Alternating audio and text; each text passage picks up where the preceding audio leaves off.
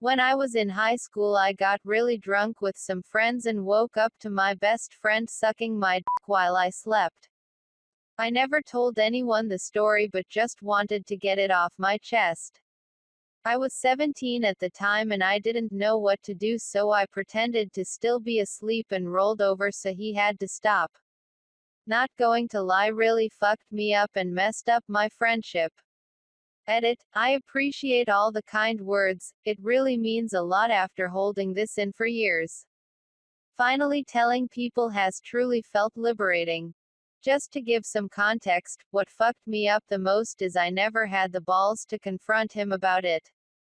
I slowly started to drift away from him as a friend, but I still feel pretty weak that I couldn't muster the courage to confront someone who legitimately took advantage of me while I was drunk.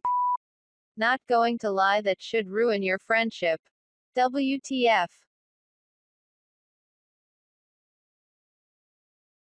Not good. Your old best mate needs to understand that this behavior is really not cool and could wind them up in jail and leave the victim with some serious mental health problems. What probably seemed like a relatively harmless act to some drunk mind has the potential to leave long-lasting damage. I hope you're okay. This is rape. Calling it anything else is bullshit. What your friend did was rape. Some people may think males can't be sexually assaulted, but your story is real and I'm extremely sorry you had to go through that. If this person is still around you, please cut him out of your life. You said it fucked you up, so I'm going to suggest therapy if you haven't already been. You may brush it off or think it doesn't bother you that much to the point of talking to a professional, but please consider it. It may help you in so more ways than you think. I hope you're doing all right. I'm so sorry that happened to you. Dealing with rape is so much harder when people doubt you. It never matters if someone is erect, wet, if they do not consent, it's rape. People who don't understand that and minimize what you survived are pieces of shit. I hope you have at least someone understanding in your life who you can talk to. Very brave of you to finally find the power to confront your demons and say this.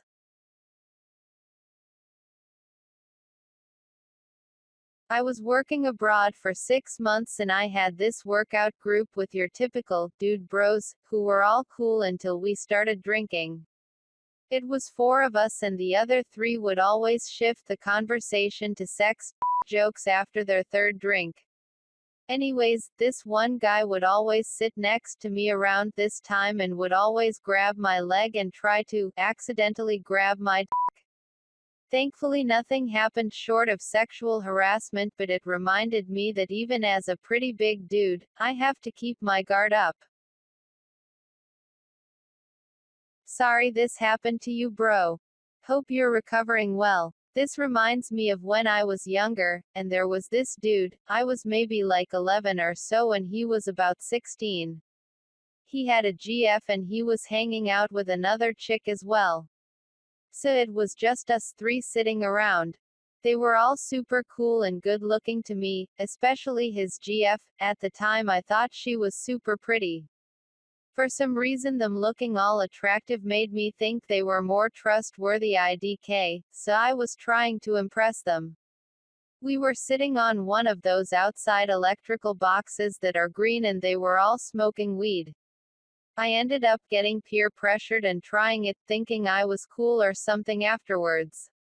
After a while of hanging and talking about pointless shit, he leans over, I'm sitting right next to him, and he whispers something along the lines of sucking my dick.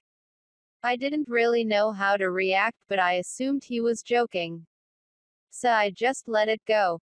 Then about 20 minutes later I go to pee in this cut behind us and he comes around and tries to reach around me to grab me. I pulled up my pants as fast as I could and asked him what was his problem, but he played it off like he was joking again. And I figured the girls wouldn't believe me anyway if I told them. We ended up going inside this house of one of the girls and he did some more weird shit around some other people, but I made sure to stay away from him.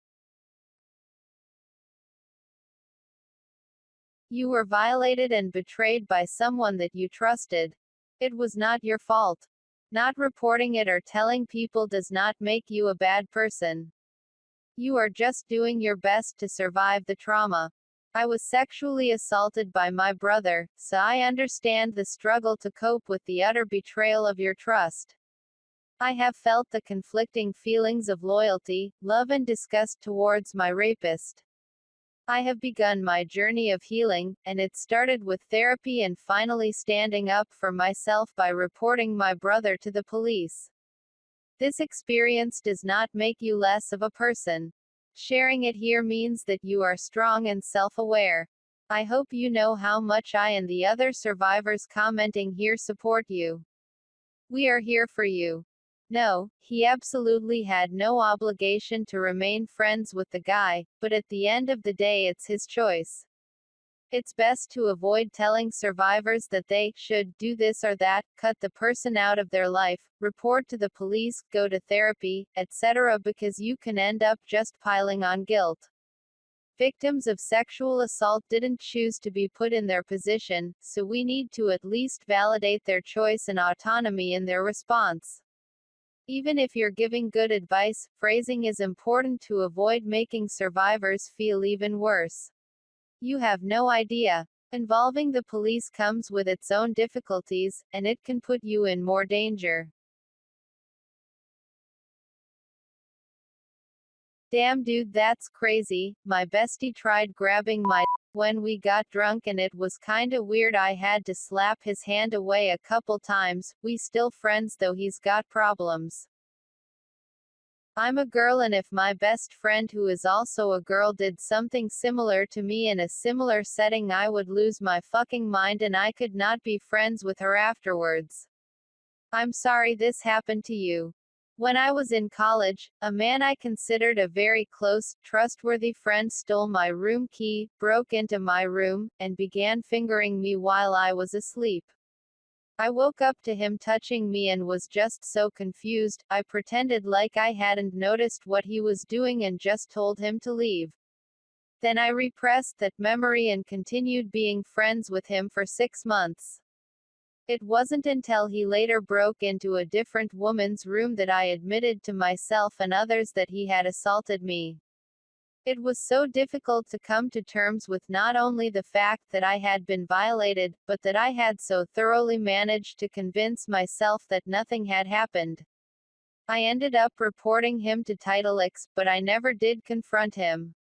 And that's okay. It's okay to never confront your abuser. It's okay to take a long time to reckon with something like this happening to you. What my experience taught me is that there is no one right way to react to sexual assault. Everyone processes it differently, and your emotions and reactions are valid. You are not weak. Wow, it must be so incredibly difficult to continue seeing him often. You have all of the options in the world open to you. If you never want to see him again, you can tell all your friends you don't want to see him anymore, and you don't owe anyone a single reason why. If you want to confront him, you still can, it's never too late. If you want to put your head down and move on, you can do that too. None of these reactions are right or wrong, it's just a matter of what will serve you best. It sounds like you're judging yourself harshly for never having confronted him. Consider that, if you do confront him and he has a dismissive reaction, like that never happened, or you wanted it to, it could be even more traumatizing for you. Your healing does not depend on this person, and if you confront him with the objective of feeling better, it might go the opposite way. So there is a wisdom in you not having confronted him so far. A person who could do such a thing to his best friend definitely has some serious issues, and it's dangerous to rely on such a person for closure. You're already doing exactly what's right for you. And posting here is what's right for you, too, to let off some of the pressure of the memory. I haven't been through the exact event you described here, but I have had my trust seriously violated before. If you ever want some support or a listening ear, please DM me, my inbox is always open. I wish you healing and wholeness. This is rape and OFC. It should have messed with your friendship. I'll never understand how some people can even begin to think this is okay. I hope that guy is away from you now and hasn't assaulted anyone else. Outrageous. When I was in high school, I had heard a rumor that one of my friends blew a guy at a party while he was passed out and woke up to it. I never found out if it was true because I never had the guts to ask them. It still unnerves me and I don't know how to feel about that friend anymore. Knee to the face would have been appropriate. I'm sorry. That is full-blown sexual assault. I am so sorry that this happened to you, especially from someone you trusted. Sometimes people aren't who we think they are and we just have to leave them behind. I hope someday you can find peace from this heart suit. I'm so sorry this happened to you. Dealing with rape is a lifelong struggle and talking to a professional would help. It filters into facets of your life in ways you may not even see. You can't go back in time, so don't beat yourself up for not reacting at the moment. But you can act now by either confronting him or writing him a letter and by dropping him altogether from your life. Being his friend and acknowledging his existence probably makes him feel okay about what he did, probably thinks you have no idea it happened and feels lucky he got away with it. He doesn't deserve anything from you, so put yourself first. All the best. So friends, what's your comment? Do let us know your feedback. If you like this video, please hit the subscribe button and turn on the bell icon to get more Reddit delicious video for your daily Reddit dose.